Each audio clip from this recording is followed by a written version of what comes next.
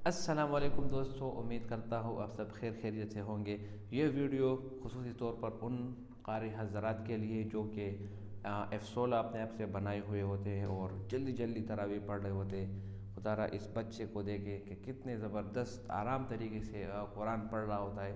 इसी तरह तरावी अगर आप पढ़ेंगे तो आपको कुरान सुनने में मज़ा आएगा, आप पर बोझ नहीं बनेगा। ये बोझ इसी वजह से बन जाते हैं कि आप कुरान की बेहुरमती करते हैं, जल्दी जल्दी पढ़ते हैं, तलफ़ुज़ का ख्याल नहीं रखते। वीडियो को पूरी देखें।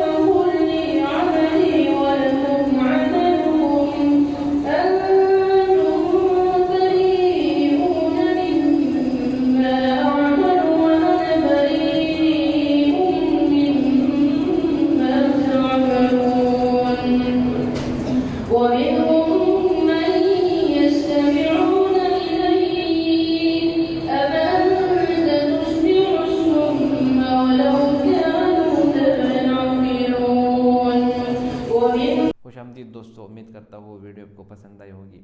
آج کل رمضان کا مہینہ چل رہا ہے اور ہر مسجد میں تقریباً یہ تراویح وغیرہ شروع ہے، قرآن کا ختم بھی شروع ہے، کہیں پر 2 پارے، کہیں 3 پارے، کہیں 4، کہیں 5، کہیں 6، کہاں پر 2-3 دن کی ختم بھی جو ہے ہو جاتی ہے۔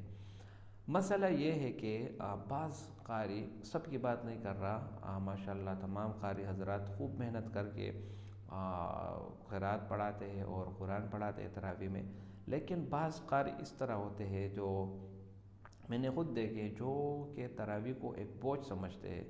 وہ سورہ فاتحہ کو اتنا جلدی پڑھ لیتے ہیں کہ اس کو خود بھی سمجھ میں نہیں آتا کہ یہ میں نے کیا پڑھا، تلفظ کا خیال نہیں رکھتے، اور تلفظ میں کبھی ہا کو ہا پڑھا، ہا کو ہا پڑھا، کبھی زبر کو زیر، زیر کو زبر۔ تو ان چیزوں کے پڑھنے کی وجہ سے یہ جو قرآن پڑھ رہے ہیں، جو تراویح پڑھ رہے ہیں، یہ ان کے لیے ثواب کا کم نہیں بلکہ یہ الٹا ان پر عذاب بن رہا ہے۔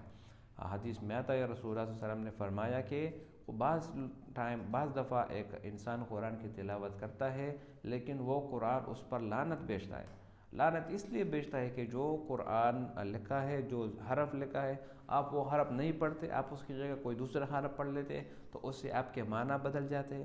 مثال کے طور پر آپ قلب کی مثال لے لیں، قلب عربی میں دل کو بولتے ہیں۔ اگر آپ اس قاف کو چھوٹے قاف سے بدلو قلب، تو پھر اس کا مطلب کتا ہوتا ہے، کتا۔